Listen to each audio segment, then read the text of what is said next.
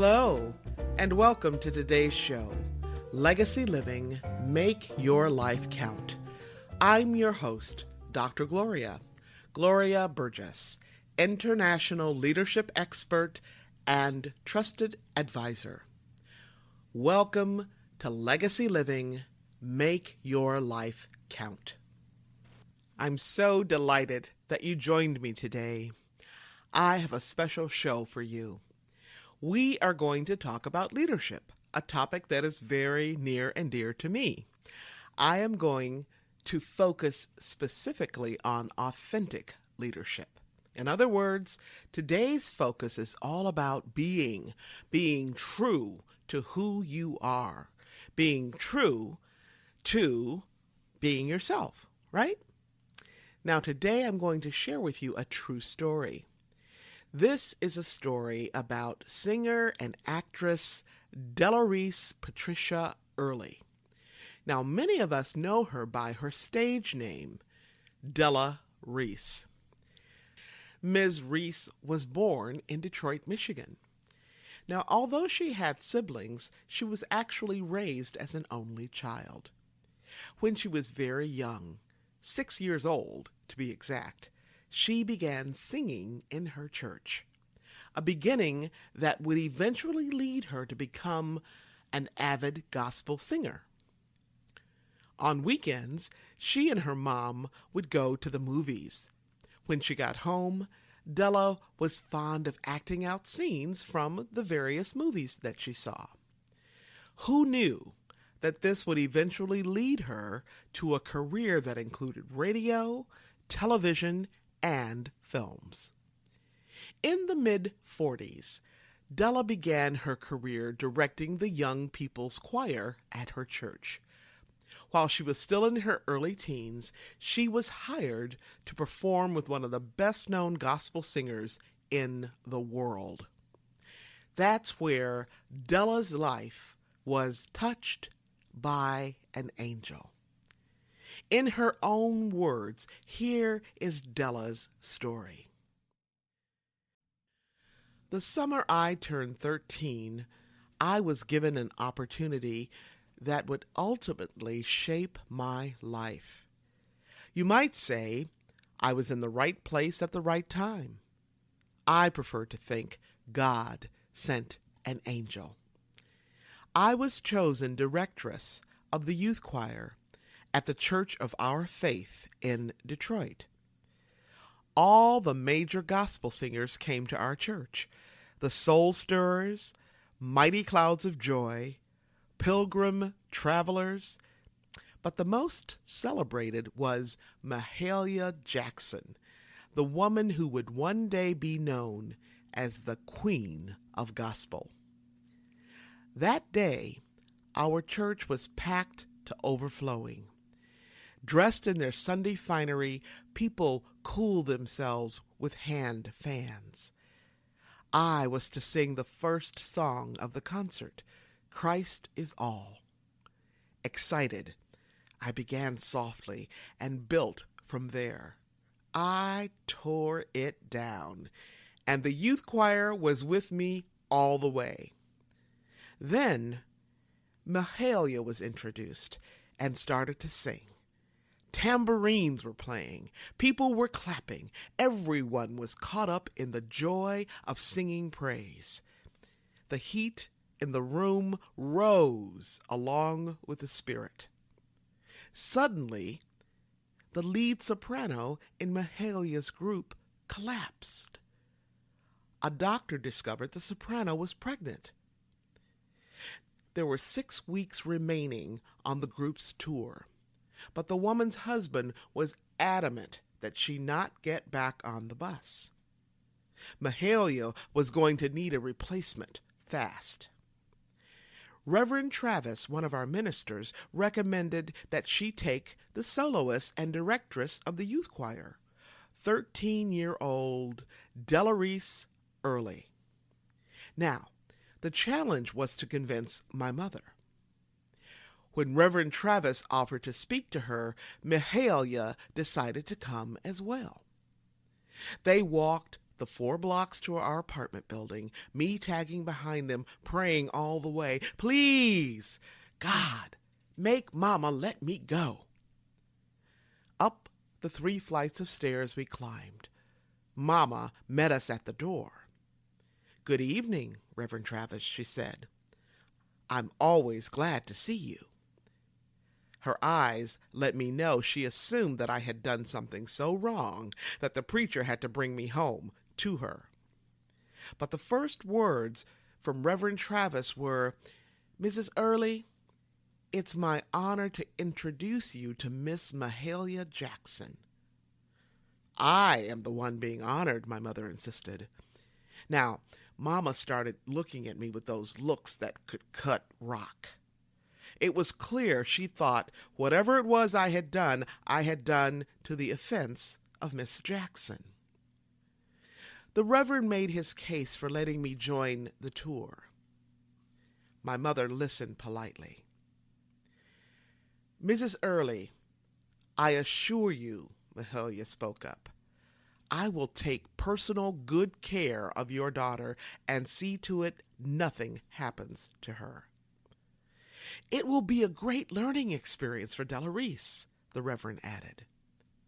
Mama was impassive. She said she would pray over it and let them know her decision in the morning. I barely slept that night. At breakfast, I crept into the kitchen, trying not to look too hopeful or desperate. I made the coffee, set the table, and washed the dishes as Mama used them. My mother said nothing. My father came in for his breakfast. Afterward, Mama fixed us lunch, kissed him goodbye, and cleaned up the remaining dishes. I waited. After what seemed an eternity, she said, "We have to talk. And you know God is going to be talking right along with us." Didn't sound good. Mama took a drink of coffee. "I didn't think you should go, but I asked the Lord to tell me if it wasn't right. He didn't." I exhaled a sigh of relief. "I know this can be good for you," she went on. "All I need is your honest word that you will do the best you can." I promised and hugged and kissed her. I thanked God and everybody in the Bible, Reverend Travis and Miss Mahalia Jackson. When I finally quieted down, Mama said, "And I will never forget these words. We don't need all of that. All we need is your honest word. And remember, you won't just be giving it to me. You will be giving it to God, too." "I give you my honest word," I said. "I'll do my best." Mahalia turned out to be twice as tough as my mama. "Where are you going? What are you doing? Why are you wearing that?" Things even Mama let me do on my own, Mahalia had to know about. The music, however, more than lived up to my expectations. The crowds were sensational, and Mahalia was magnificent. Our last engagement, a grand Sunday afternoon tent revival, was in Chicago, Mahalia's hometown. This was going to be my chance to show what I could do. People from all over would be coming to hear Mahalia and me. In my mind, that was the group, Mahalia and me. The other 3 singers were just for background. When Mahalia called on me to start the program, I confidently began to walk the sawdust cover of the tent floor and do my thing, singing with all my might. Responses came from all around me. "Amen! Hallelujah! Praise the Lord!" I even heard Mahalia add her own, "Sing, child!" Everyone was applauding wildly, asking for more, but that was it, my big solo. I had no other number. Thinking fast, I began to sing another chorus. I turned it out and tore it down, then sat down, smug as could be. When the crowd quieted down, Mahalia remained seated and began to moan. No words, no song in particular, just moaning low and deep, until she broke out in "Precious Lord, Take My Hand." Mahalia sang the entire song seated. It seemed she was speaking directly and only to God. The audience responded with reverence and awe. They got a different kind of feeling from Mahalia than from me. What was it she had that I didn't, I wondered. My voice was just as good. In fact, in my mind, it was better because I could hit higher notes. It took 2 more summers of touring with Mahalia for me to realize just what that something was. My singing was enjoyable, rhythmic, cute. Hers was a deep spiritual experience. She was worshiping God, and I was showing off. When Mahalia sings, said my mother, you can feel God in her. By the end of my 3rd tour with Mahalia, I thought I had learned all there was to learn from her. I was wrong. One summer day we arrived at a church in a field outside Richmond, Virginia. That night, the church overflowed with people. When it was my turn to sing, I started with all guns blasting. As I hit my high note and held it, I heard a note higher than mine, clear and powerful. Undaunted, I hit a higher note and held it as I walked down the aisle trying to see who was singing.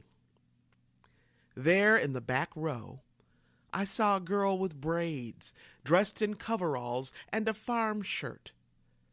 She smiled at me, still singing higher and higher, until she hit a note that I couldn't even reach. Ooh, was I mad. Who did that country bumpkin think she was? When the program was finished, Mahalia talked to the girl and her mother. Seeing that, I stormed out to the car, where I sulked.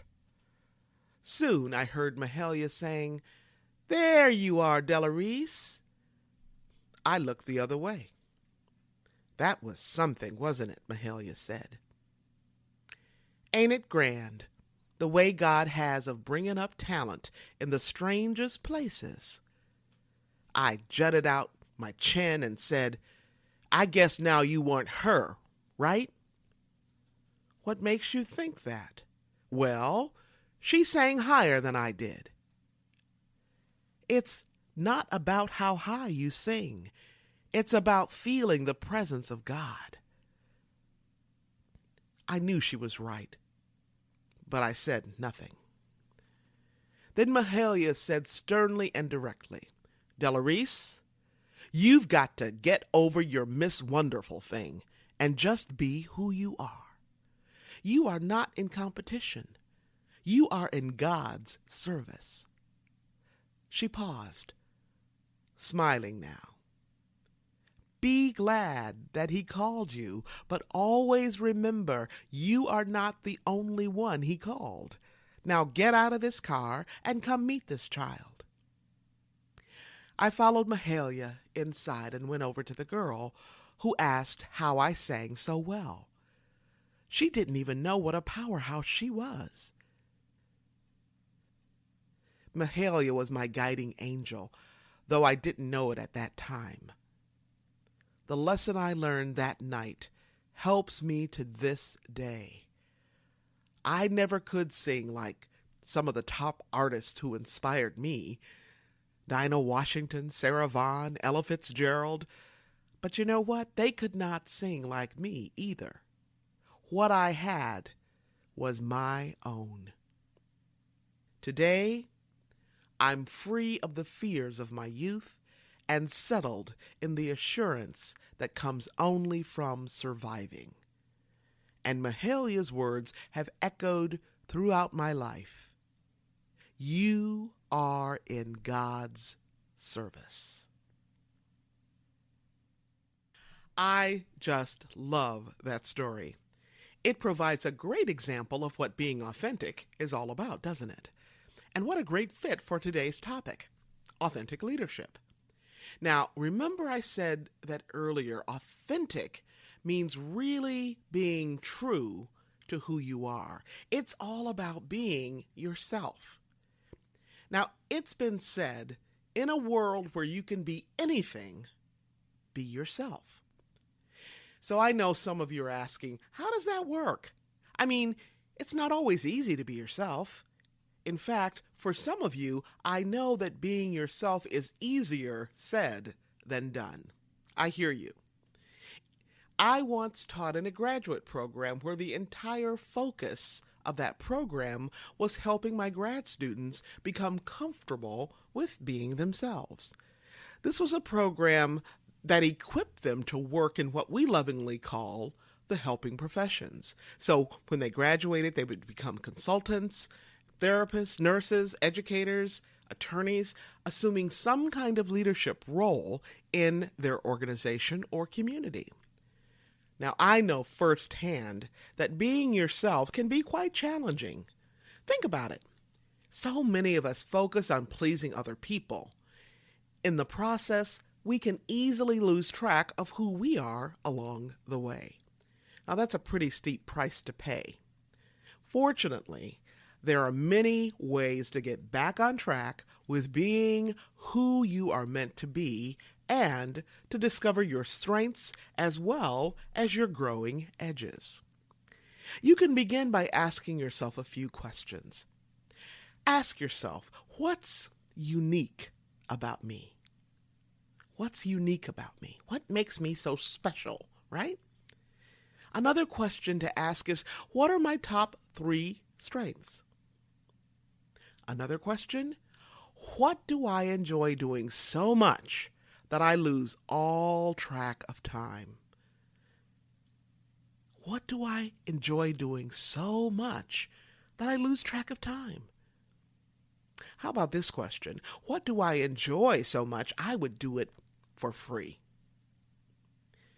And another question to ask is, what am I curious about? Now, any one of those questions can help you figure out who you are, really. Who you are at the core. What is your authentic self, right?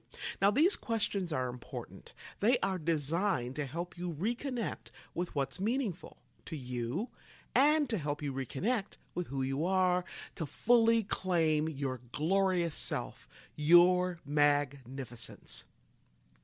Now, there are a few critical skills that we all need, skills that will support you in truly being yourself, not only as a leader, but in all other realms of your life. What are those skills? Well, there are 4 of them. 4 that I want to shed the light on today. And these are essential. Now, I actually write about these skills in one of my books. It's called Flawless Leadership, Connecting Who You Are with What You Know and Do. So here are the 4 skills. The first one is self-awareness. That's right, that's a skill. Self-awareness. The second one is openness. The next one, transparency and curiosity. Now let's start with self-awareness. Being yourself actually begins here. Okay? It begins with self-awareness, the conscious knowledge of your own desires, feelings, motives, thoughts, and traits. This skill also includes the capacity for introspection, for looking inward, in other words, and the capacity for reflection. Okay? Now, this skill of self-awareness is vital to your ability to ignite, influence, and inspire others. When you are self-aware, you will be better equipped to embrace, reflect on, and use your unique strengths, talents, and gifts. You will be able to recognize what drives you and what gives you energy, focus, and purpose. You will also be able to develop and clearly communicate your vision, right? Now, why is this important? Because you will be able to inspire your team or your organization to take meaningful action. Now, this is essential whether you are leading at work or in your family. The next skill is openness. Now, this skill is often misunderstood because we confuse openness with self-disclosure. Openness simply means being able to internally recognize, being able to freely access, and then being able to appropriately express your feelings and thoughts without being defensive, right? Now, this sounds pretty straightforward. I'm going to repeat those things again. Openness simply means being able to internally recognize, freely access, and appropriately express your feelings and thoughts without being defensive. Pretty simple, right? However, demonstrating this skill in the moment can be quite challenging. In fact, it can be downright difficult. Why? Because when we're triggered by someone or something and we don't realize it, we can easily respond inappropriately and defensively, right? In that split second, in that nanosecond, right? We become temporarily immobilized. We actually freeze, which impairs our ability to internally recognize, freely access, and appropriately express our feelings and thoughts without being defensive. We've all been there, right? The key is to develop your ability to self-regulate so that when you're emotionally triggered by something or someone, you can consciously manage your own reactivity. This is one of the many aspects of what we call emotional intelligence. Now, the third skill is transparency. Transparency allows leaders to make information that is normally selective, normally seen by only a few people. These leaders allow that kind of information, that selective, information, to be available to all as appropriate. An example is providing insight into a leader's decision-making process. Providing such insight can be very helpful during times of change and transition. And we're always going through some kind of change or transition, right? I remember in one company I worked for, the staff learned that we were going to be bought out. We were going to be acquired by a rival company.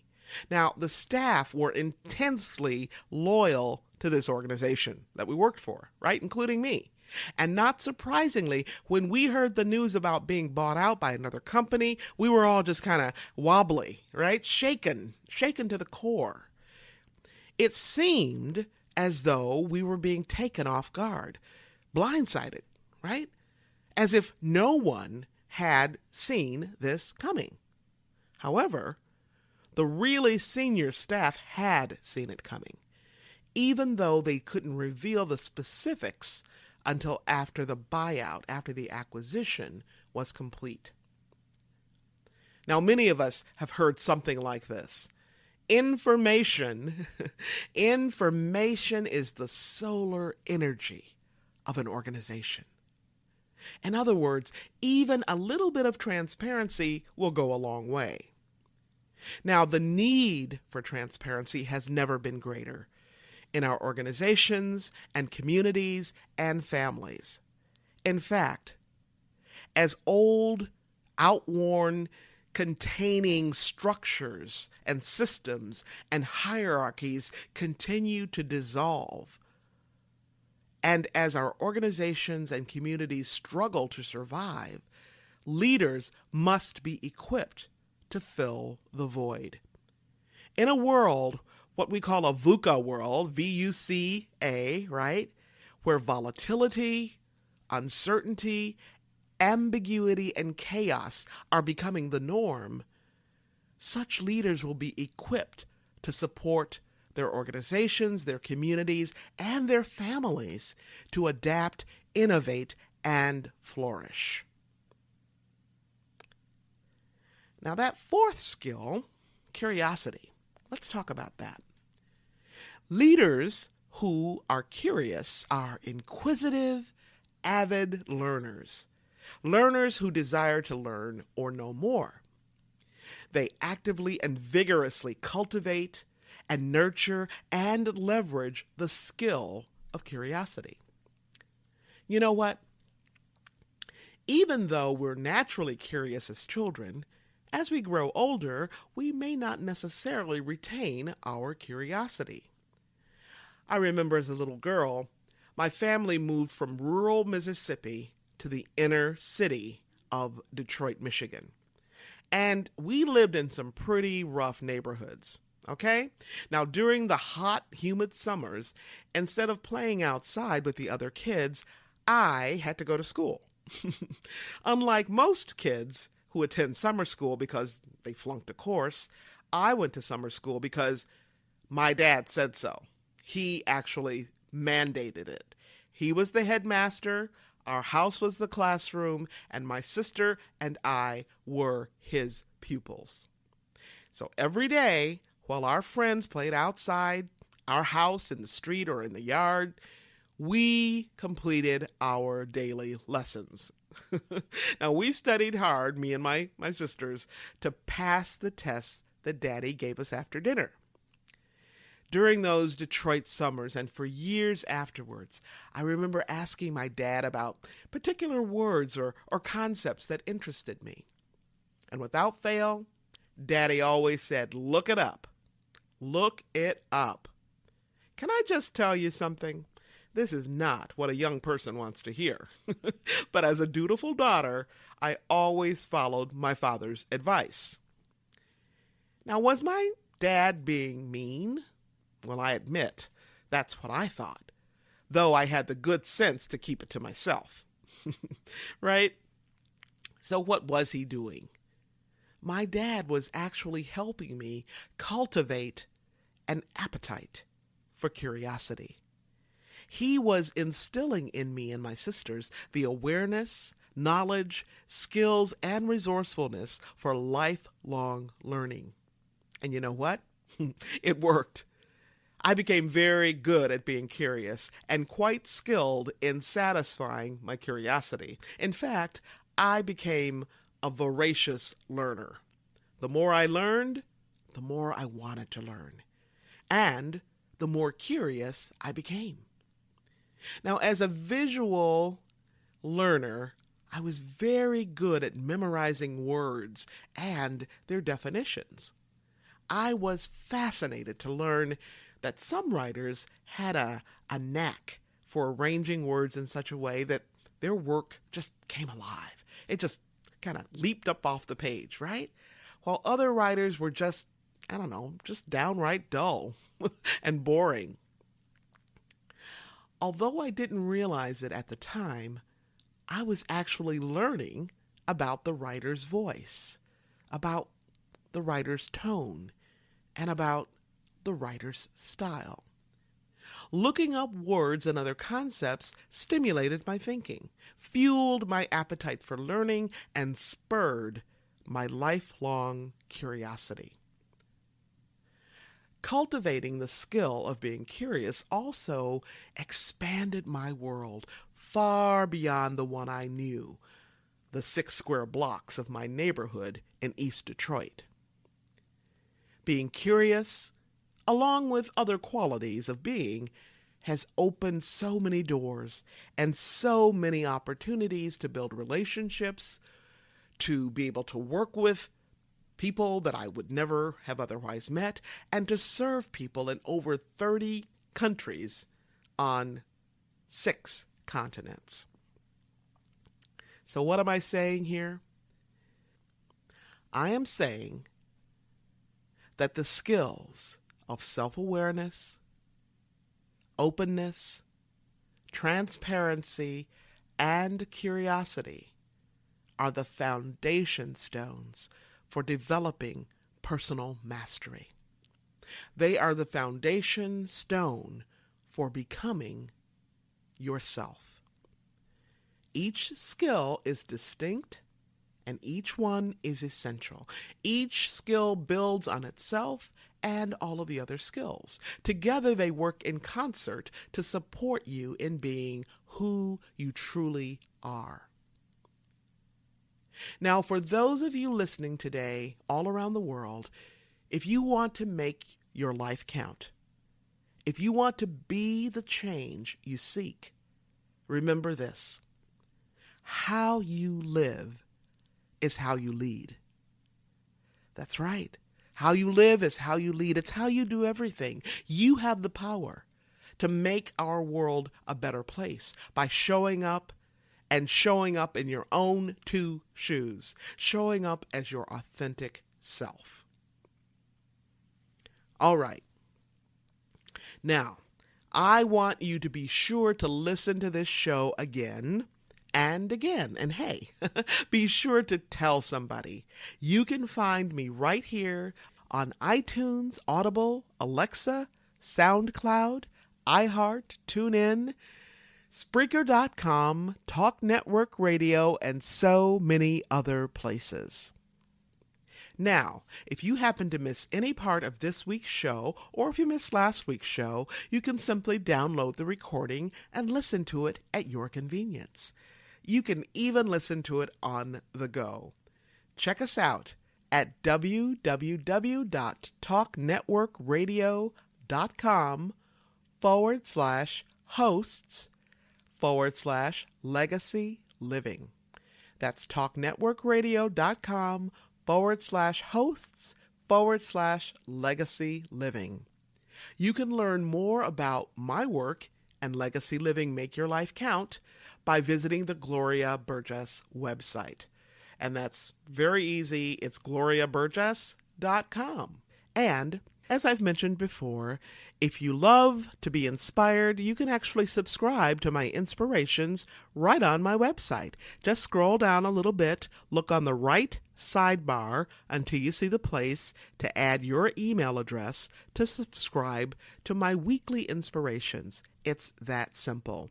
Each week, you get a lovely photograph and a short quotation that inspires you. Or by visiting me on LinkedIn or Facebook. And on Facebook, you can find me at facebook.com/DR for Dr. DR Gloria Burgess, PhD. You can also find me on the TEDx site and listen to one of my TED Talks. Just type in my name to find me there. Before I close today's show, I want to thank each of you for tuning in today, for allowing me to share a bit about my journey with what legacy living is all about. Not just living and learning, but living, learning, and serving so that you make a difference in your own life and in the lives of other people. It's about being on purpose every single day, 365, 24/7. Legacy living is a powerful way to make your life count. Once again, I want to thank you for joining me for today's show. I'm your host, Dr. Gloria Burgess, and this is Legacy Living, Make Your Life Count. Please join me again next time right here on Talk Network Radio for another show of Legacy Living, Make Your Life Count. Don't just count the days in your life. Make the days in your life count. That's what legacy living is all about. Have a fantastic day, and remember, make the days in your life count. God bless.